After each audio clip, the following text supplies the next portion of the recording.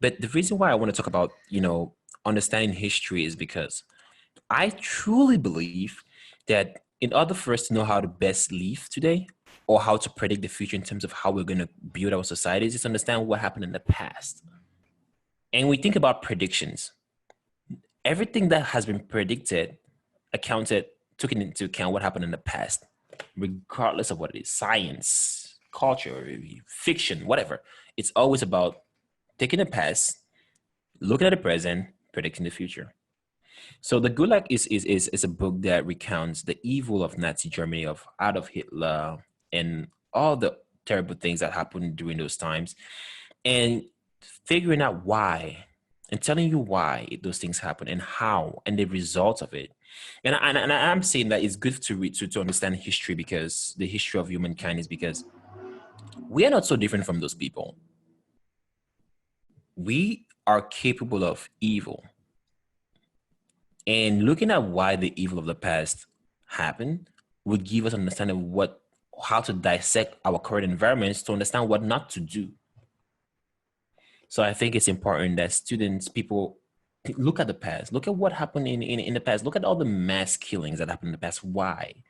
There are very broad ranging psychological and fundamental, cultural fundamental, beliefs that those people had.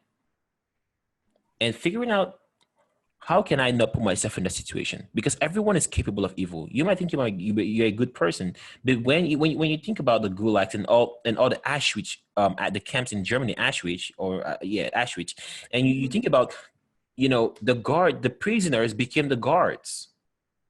So you could be put in a situation where your evil genes would override your good genes, and you do the things that you think you're never capable of. So it's all about understanding that we are capable of evil, and understanding that, how can I recognize when I'm going towards that path of evil, and readjusting and reevaluating.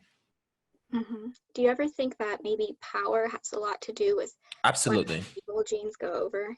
Absolutely. Power, right? Yeah.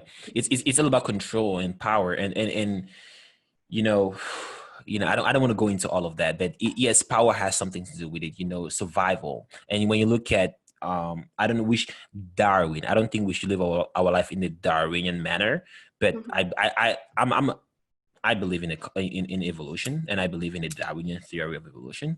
So yes, I think that, power, survival of the fittest, making sure that your type, your group, is on top of the hierarchy chain to benefit the most, is something that we all do today in politics, in business, everywhere, to be honest with you.